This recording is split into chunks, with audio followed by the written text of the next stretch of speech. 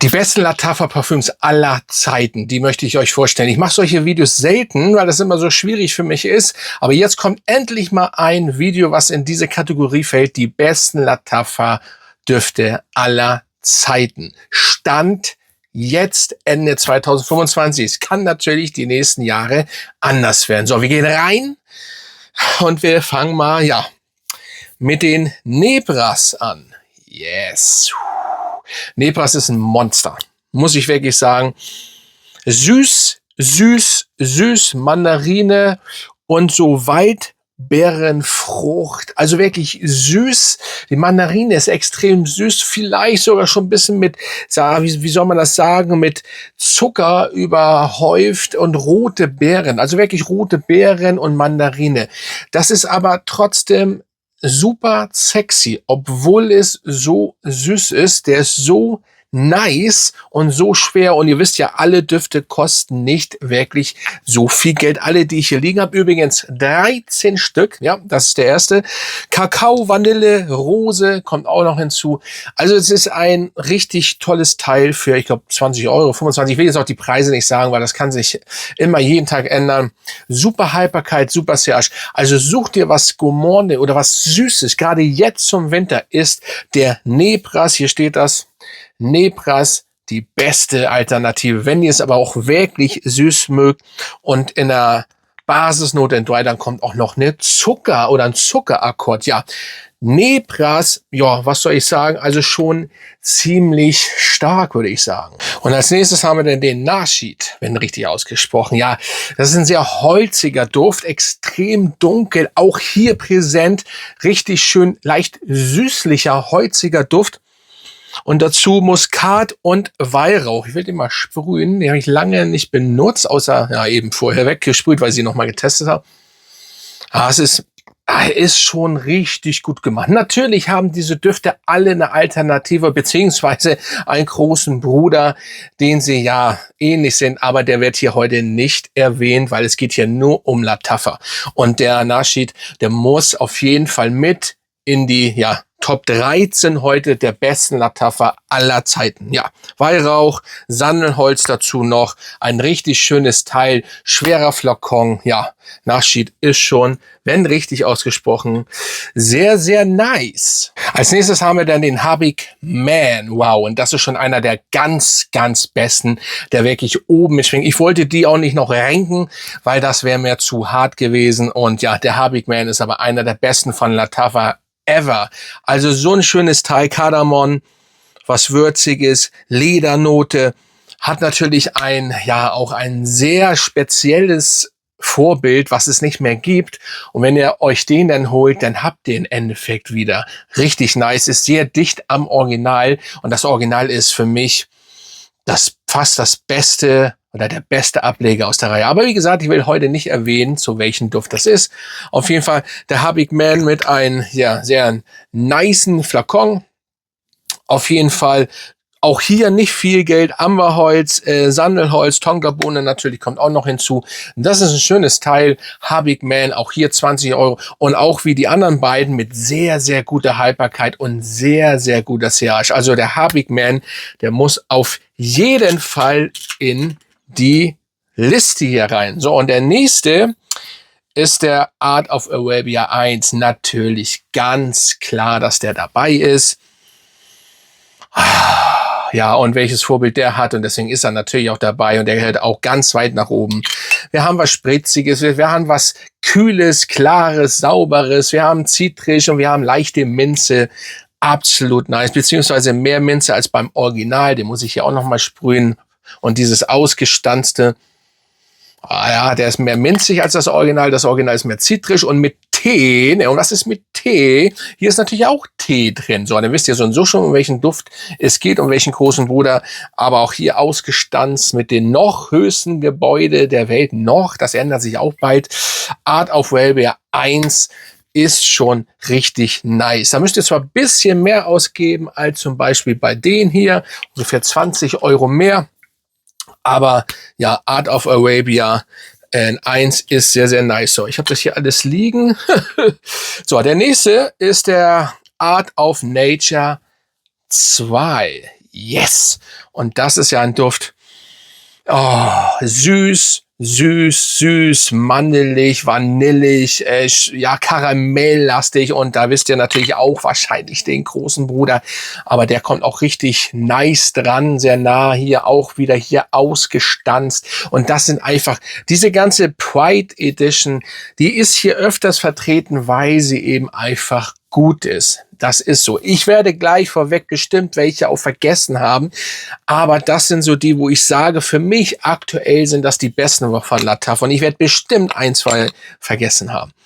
Aber das hier, ja, schön süß. Also wer das, wenn du es gourmandig magst, wenn du eine gute, extrem starke Sillage-Haltbarkeit haben willst, mit Karamell, Vanille und so weiter und so fort, rauchig ein bisschen, dann ist das Art of Nature 2 auf jeden Fall dein Duft. So, und dann kommen wir, jetzt ziehe ich mal einen vor, weil sonst ist das hier alles ein bisschen blöde. Weil ich sonst immer, ich habe ja gesagt, da sind mehrere Pride Edition drin. Ich will jetzt auch nicht alle hintereinander zeigen. Deswegen werde ich jetzt einen vorziehen. Und den ich da vorziehe, ist der His Confession. Aber das ist ja wohl auch ein Meisterwerk, was Lattaff angeht. Und schon mal dieser Flakon. Also viele mögen den ja nicht. Also ich finde den nice. Vor allen Dingen ist mal was anderes. Schaut euch dieses Face an. Und der Hate. So. Und das ist sehr genial. Für mich ist das so ein bisschen Brausepulver, duftmäßig. Sehr sauber, clean, Mandarine, Zimt, Lavendel. Also ist ein Lavendelduft. Wer Lavendeldüfte mag, Saubermann-Düfte und so weiter. Oh, der ist hier mit richtig gut bedient. Und das ist, also ich möchte die nicht ranken. Aber der ist ja auch, ich sag ja jetzt sehr weit oben. Der ist doch wirklich vielleicht ganz weit oben. Wirklich mit der Beste. His Confession. Nicht nur der Flakon, auch gute Haltbarkeit, gutes Jahr schon dieses Saubermann Brausepulver, schon Waschmaschinenpulver oder wie das heißt, und dann Lavendel, Tonkabohne, Iris kommt auch noch hinzu. Also wer Iris-Düfte, Lavendeldüfte mag, der wird diesen Duft hier auf jeden Fall lieben. So, dann kommen wir zum nächsten. Art of Universe, und der muss natürlich ganz klar rein. Das ist ein sehr fruchtiger Duft, frischer, fruchtiger Duft mit Birne und so weiter. Und ja, sehr, sehr fruchtig. Hat auch einen sehr starken, geilen, großen Bruder. Hier ist es ein bisschen stärker, weil es noch fruchtiger ist und noch penetranter, stärker. Das ist im Endeffekt die Club-Variante, und das Original im Endeffekt ist so die Büro-Variante fürs ganze Jahr und etc. pp. So, aber der Art of Universe, ich finde den Flakon gut, viele finden den nicht gut. Der Timo zum Beispiel, der findet den nicht nice. Ich finde, der hat irgendwie was, macht Spaß, sich den anzuschauen. Man steht ja nicht die ganze Zeit so. Aber das ist schon, hier, mit der Erde hier, Mars. Das ist schon, ich finde es schon ganz cool gemacht. Gute Idee auf jeden Fall. Ist ein bisschen Spielerei, ja. Aber der Duft ist auch nice. Ich mache das Original. Ich zeige nicht das Original. Scheiß mal drauf heute. Aber ihr wisst ja, Art of Universe, der ist auf jeden Fall dabei, weil er einfach gut ist, wenn man was sehr fruchtiges, Süßes mag. Ja. Als nächstes, wir ziehen das jetzt durch. Vintage Radio. Ja, und das ist ein Duft von einem meiner Lieblingsdüfte. Und da haben wir auch, ich sprühe den auch mal, den riecht jetzt zwar alles, aber es ist mir eigentlich auch scheißegal.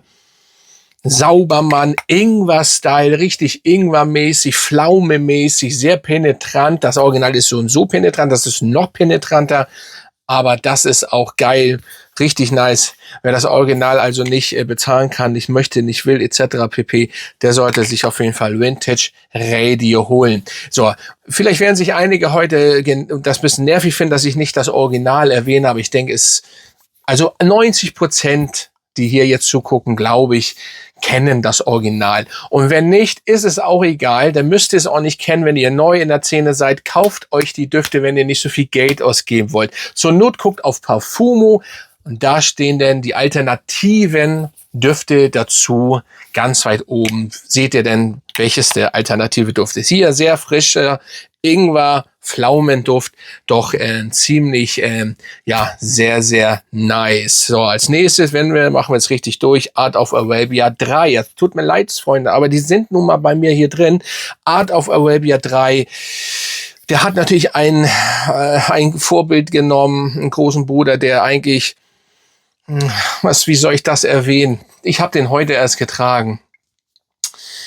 Der steht über allen, der steht über vieles, der ist in einem anderen Universum. Ne? Also hier, Art of Universe, hatte ich ja gerade erst erzählt. Ja, während der Duft hier auf der Erde verweilt, ist der hier auf jeden Fall schon mal beim Mars. Das ist wirklich nice. Es ist süß, es ist würzig. Aber er kommt seinem großen Bruder doch schon nah, aber es ist sehr gut, sagen wir mal so. Eine sehr, sehr gute Alternative, aber das Original bleibt das Original, aber das Original kostet auch 550 Euro. Habe ich auch hier, wie gesagt, habe ich heute getragen. Ist natürlich geil, aber wenn ihr das nicht ausgeben könnt, wollt, und ich kann auch verstehen, wenn ihr es nicht wollt, selbst wenn ihr es könntet, dann ist Art of Arabia 3 mit den, glaube ich, noch einzigen 7-Sterne-Hotel. Wohl, da steht dann noch einzig, das große Ding, egal. Sehr, sehr nice und Out of Arabia 3, was soll ich sagen? Es sind einfach so viel Pride Edition, aber weil sie auch wirklich gut sind. Als nächstes haben wir dann den Utain, wenn richtig ausgesprochen, das ist dieser Duft, also Hyperkeitsjasch. Ihr werdet ja wohl überall wahrgenommen. Orange Safran. Und ja, ihr habt tatsächlich ein bisschen Kuhstall. Tatsächlich, ein bisschen ist da, aber dann kommt die Süße sofort in the face, also in eure Fresse reingeschmettert, mit Amber verfeinert. Wenn man sich überlegt, dass das auch nur 19 Euro kostet, das ist wieder eine günstige Variante im Gegensatz zu den anderen hier. Wie gesagt, die kosten so 39,40 und das ist hier 19 oder 15 Euro nur, aber dafür rauchig, Amber, Safran-Style, bisschen udig. Wow, natürlich kein echtes Ud. Aber das ist schon nice. Hier dran darf man gar nicht riechen. Wenn ihr den sprüht, dann ist er noch ganz anders und auf der Haut ist er noch mal wieder anders. Ja, sehr ledig auch. Schönes Teil, mal anders als die ich eben alle gezeigt habe. Auch ein Duft, der auf jeden Fall hier rein muss. So, welchen nehmen wir denn als nächstes? Jetzt bleiben eigentlich nur noch 3 über, wenn ich mich nicht ganz verzählt habe, weil die hier alle durcheinander liegen. Genau, 3 Stück fehlen noch. Und der nächste ist eben der Kashan. Ja, auch wieder aus dieser Reihe. Und der hat auch ein Vorbild, wo ich sage, ja, es ist eine Alternative, aber er hat auch so ein bisschen seinen eigenen Taj Muscatella Salbei Orange. Pfeffrig ist dieser Duft. Auch hier, den sprühe ich mal, ist jetzt so völlig egal. Er ist, ja, nee, so wie das Original ist er nicht wirklich, aber er hat so ein bisschen Anklänge, finde ich. Auf der Haut ist es noch ein bisschen anders.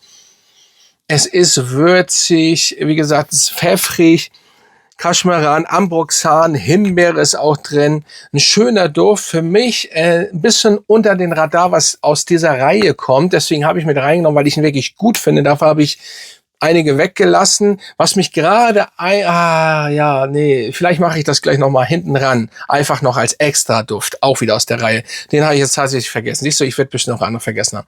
Ja, der Kashan, solltet ihr, das ist ein würziger Himbeer, Ambroxan-Duft, bisschen süßlich auch, solltet ihr mal unter die Lupe nehmen. So, und dann kommt ein Duft, der ist, wie soll ich sagen, wirklich toll.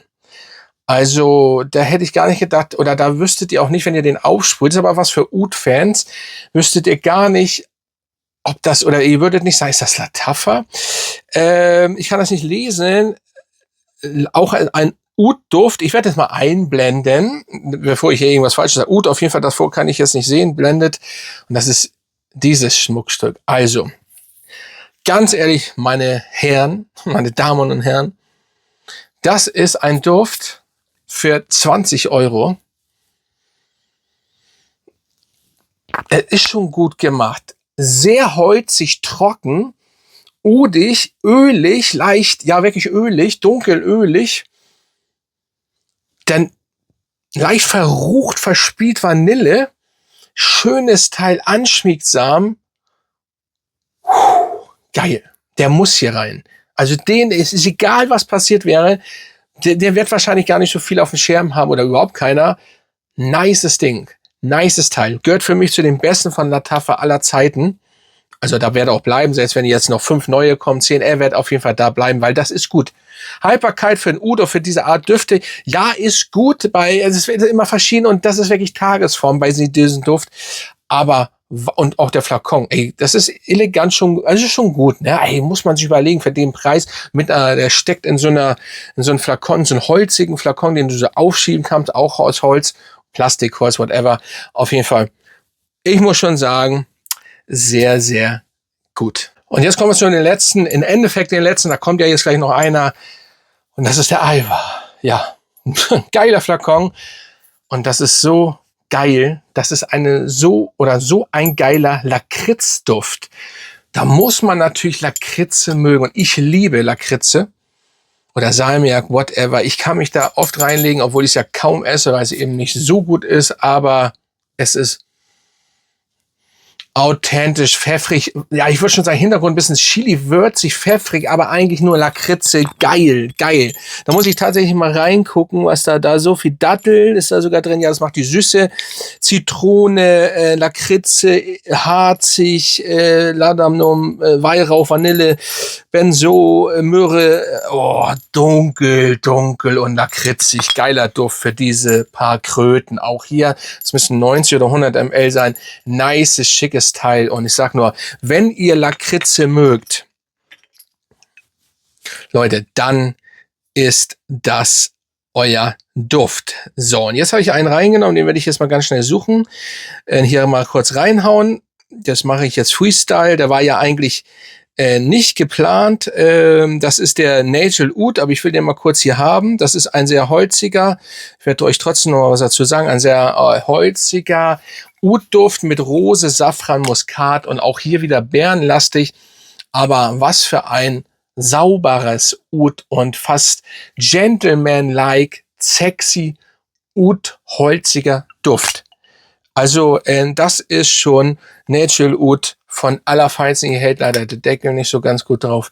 Den hätte ich fast vergessen. Also 14 haben wir, nices Teil. Ihr merkt, aus dieser Reihe sind ganz, ganz viele am Start.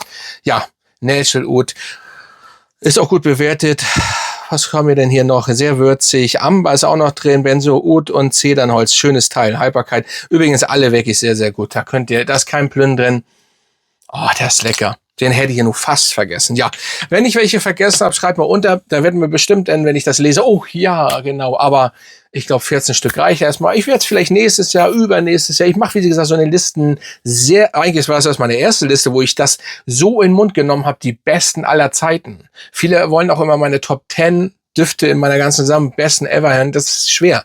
Top 10 werde ich so und so nicht schaffen, wenn mache ich Top 20, weil 10 schaffe ich nicht. Dann vergesse ich welche, die es wirklich verdient haben. Selbst unter den Top 20 bei über 1200 Düften, ja, sind ein bisschen weniger geworden, weil ich ab und zu auch verkleiner. Könnt ihr gerne bei Parfum reingucken. Unter Dog, oder mich anfragen, meinetwegen. Fragt mich auch gern an, vielleicht, ne, denn es ist auch einfacher manchmal und so weiter und so fort. So, dann bin ich raus. Schreibt mir unter, was haltet ihr von diesen Düften? Habt ihr noch andere? Aber eigentlich würde ich interessieren, passt es so? Sind das für euch auch so die besten aller Zeiten von Lattafa? Versteht das jetzt richtig? Von Lattafa, ne? Ja, und dann bin ich raus. Grüße gehen raus an meine Mitglieder. Abonniert diesen Kanal, wenn ihr es noch nicht gemacht habt. Macht es jetzt. Und dann würde ich sagen, bis zum nächsten Mal, Freunde.